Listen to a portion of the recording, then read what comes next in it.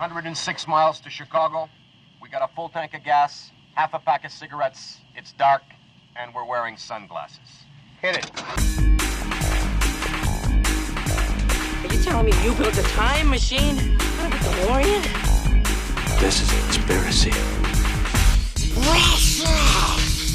I love you.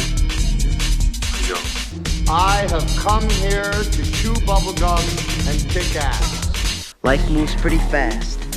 You don't stop and look around once in a while, you could miss it.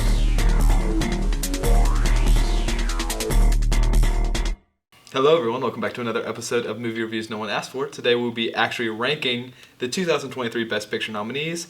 Just so you guys know, full disclosure, we will not be going in depth really with what we thought about these films, just because we already did 10 previous videos about each of the Best Picture nominees and what we thought about them, so go watch those before you watch our official ranking, just because we won't be going as in depth with this. I am your host Seth, and these are your co-hosts Misty and Jason. Today we have a special guest, Micah. Her letterbox will be up here as well. But I think we should just get right into the ranking. So first off was the international film, All Quiet on the Western Front, which I thought was a fantastic film. It was a great kind of add-on to the original from the 1930s, and we talked about that a lot in our video for it. But I thought it was really great. Acting was fantastic. Special effects was fantastic. Cinematography, all of that was really good. And for that, I hate to put it at the halfway part, but it's number 5 on my list. So I really like the movie. I don't like war movies, as I discussed before. So it's probably why it's a little lower down. But it was a good movie. It really was. It's a sad movie. It makes me sad. But it's a great movie. It definitely deserves a watch. And I had it on number 6. I enjoyed the film, I think, much more because I had watched, as we said, the original one at the same time, around the same time we watched this one, and I love how they mixed together. That was my favorite part of the film. So I ranked it, just like Seth, right in the middle at number 5. I never watched the original, so I don't have anything to compare it to, but I thought it was good.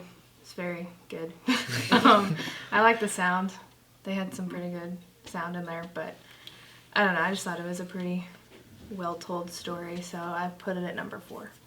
All right, and the next film we will be talking about is Avatar: The Way of Water. Whew, you guys know most of our thoughts on this one, but I was not the biggest fan. The last 30 minutes were good. Stephen Lang, you're great. Zoe Saldana, you're great. Last place, number 10. I mean, like, we did a whole video trying not to bash, but I know we did, kind of. What I liked about it was, like, the last 30 minutes, but before that, it was just boring to me. So it's number 9 on my list. I'm glad I made it through it, which doesn't happen with every movie. But it's number 9 on my list as well. I liked the first Avatar. I know none of them did, but I enjoyed it. This one was good. It wasn't anything like the first. It was just too long, in my opinion. Mm-hmm. So I put it at number 8. All right. And the next one we talk about is The Banshees of Inisherin. Now, this film, real kicker. It really was just surprising to me how good it was. But then again, like I said, I shouldn't have doubted the trio that is Colin Farrell, Brendan Gleeson, and Martin McDowell. But Colin Farrell did fantastic in this. Barry Keoghan really carried a lot of this movie as well. And I really thoroughly enjoyed this movie. I enjoyed the editing, enjoyed the cinematography, all that. And for that, it is number 2 on my ranking. So I think it did have a lot deeper meaning. If you really, when you watch it, you really realize that there's something much deeper going on than just the main characters. And all of the cast in it did so great. Honestly, this movie I struggle with because I have it at number 3, but I'm okay with it if it's number 2 too. Like, it's kind of like a struggle for me because I really enjoyed both 2 and 3 the same. So I just kind of put it at 3 for a certain reason. But it's such a good movie. So I enjoyed the movie as well. I think my favorite parts were Jenny the donkey. Yes. I did like the kid that played Dominic in the movie. I thought he did a really nice job. So I actually put it at number 4 on my list. I'm not putting my donkey outside when I'm sad. I really enjoyed this movie. Kind of made me sad, not gonna lie. I, like Dad said, I liked Jenny and Dominic. That's his name right now. Yeah, Dominic. Barry Keegan. I liked them both. So obviously the ending was a very sad time for me. Anyways, I rated it at number 5. Next one we'll be talking about is Elvis. Now this one, I was super excited to see. I was counting down the days so I could go see this one. And for me, it didn't disappoint. I think Austin Butler did fantastic with it. The makeup was really good, especially with like a lot of the shots where Austin Butler looked exactly like Elvis. The only thing I could not get through with this movie was whatever Tom Hanks was trying to do with that accent. But I could go on for that forever. But I really enjoyed it. The editing really stuck out. It was a really like just great told story of the life of Elvis. And for that, it's ranked number 3 for me. It is a good movie. I'm, not a huge Elvis fan, but I thought Austin Butler did a great job, and it's the editing, the makeup, everything, all that stuff was really good. So I did like the movie. Again, I don't like Tom Hanks, but I love this movie. It was really good. So it is number 5 on my list. I really enjoyed this movie more than I thought I would, and I think it's because I found out how true to the real story of Elvis it was. So I think that's why it ended a little higher for me, because I enjoyed being told a story about Elvis that maybe I didn't know so well. So I put it number 3. I could look past the horrible accent of Tom Hanks, I guess, enough to give it a number 3 because that was bad. But number 3 on my list. Like my dad said, I enjoyed it way more than I thought I would. I am not an Elvis fan, really. I mean, I like a couple songs, but I'm not like him. I don't like Elvis like that. But the movie was really good. Austin Butler did an amazing job. And I just thought the story was really well told. So I put it at number 3. And our next film is Everything Everywhere All at Once. Now, this was such a shocker to, I think, both me and Mom, just because I didn't really know what to expect. But then again, who does know what to expect going into this movie? It is literally Everything Everywhere All at Once. Fantastic film. Loved it so much. I've watched it so many more times after our original review of it. And Kai Hai Kwan, how can you not love that man? I love him. But I just loved every little thing about this film. I loved all of it. And for that, it is my top spot, number 1 in this ranking. I agree. I absolutely love the movie. I know we raved about it on our video of it. It is definitely one of my favorite movies. Everything about it. The cast, the story, the editing, just everything. It makes you laugh. It makes you want to cry. It's got a message. It just really spoke to me. And again, Kai Hai Kwan, how can Data at Short Round, I love him. I always have. And then he's come back to this big, breakout role after so many years. I just absolutely loved it. And so, of course, that's number 1 on mine. I enjoyed the movie. I love the message of the movie, I think, which is the important part.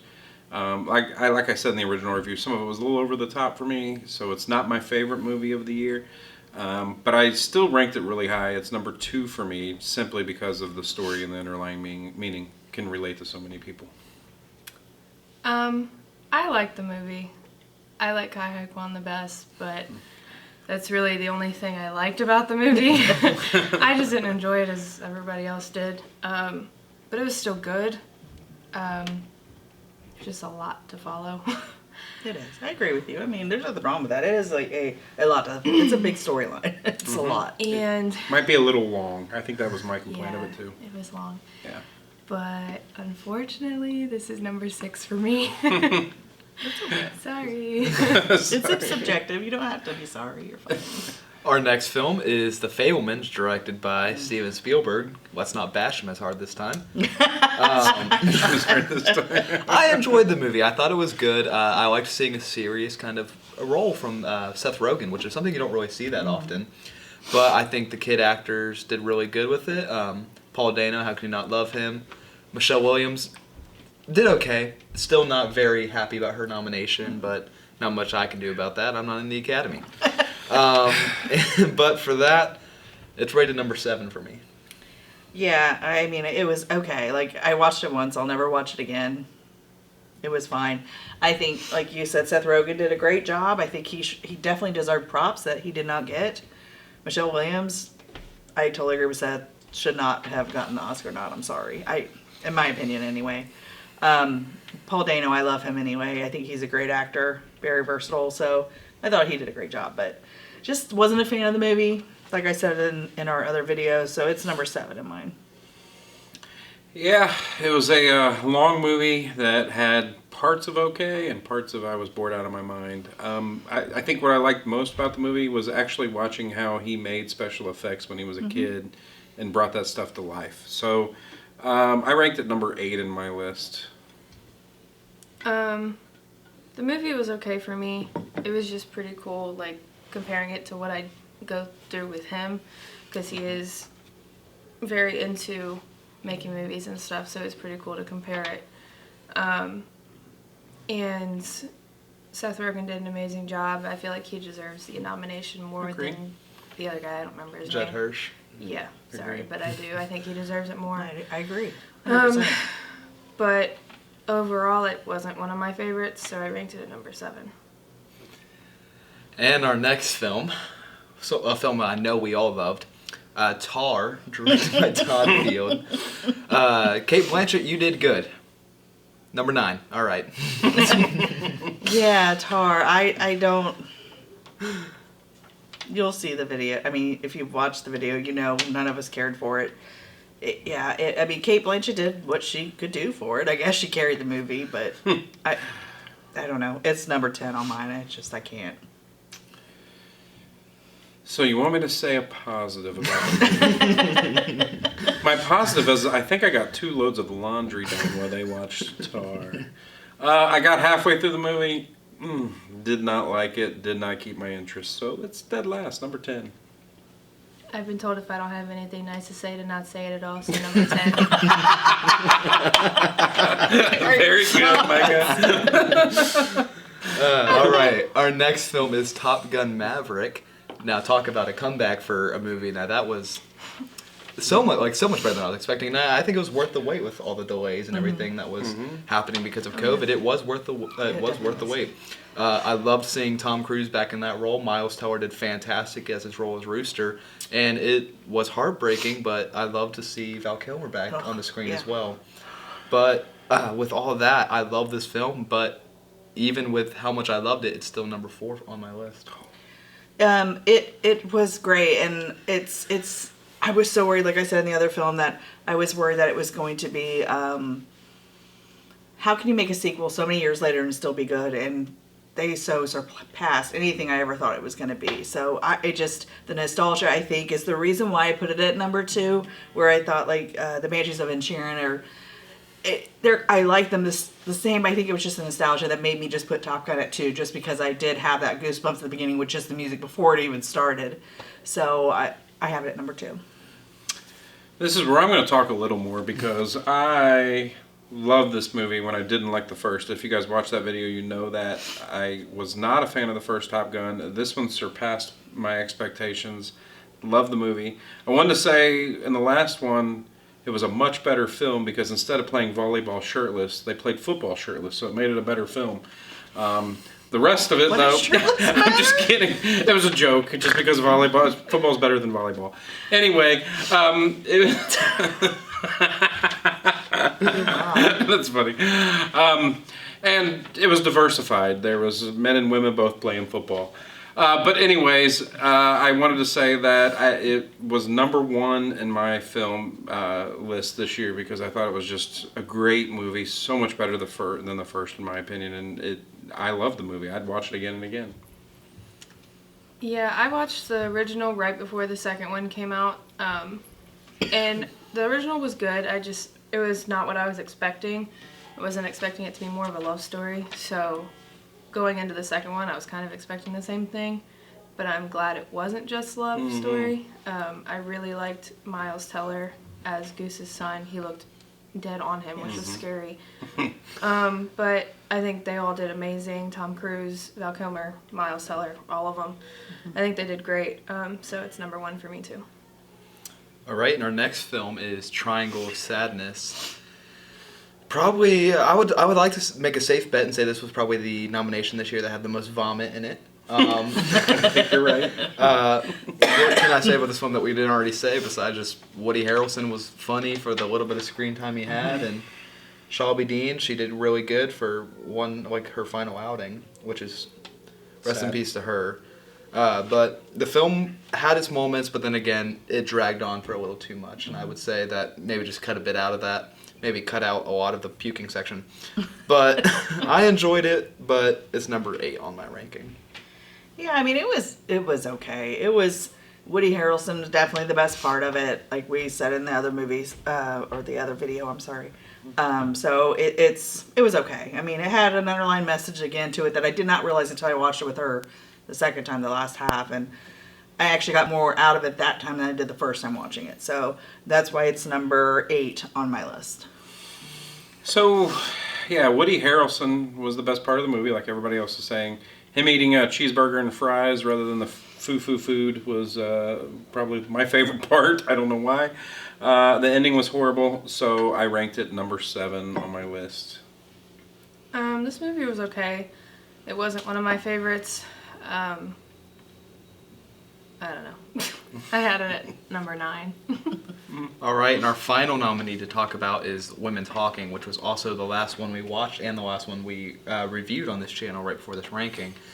And like I said in the video where we reviewed it, I didn't really know a lot about this movie until I saw that it's got a nomination. I looked more into it, and it really was a powerful movie. The acting from all of the women was phenomenal, I would like to say. And it's just, the direction was great. The only thing I really had a problem with was just kind of the color grading a little bit. Just kind of made everything look pale, but really dark story, but told super well. And that's why it really hurts me to say it's number 6 on my ranking, just because we had such a big year for movies that I just had those that I loved, and this one I also loved, but it's just hard to put so many movies that you love into a ranking like this.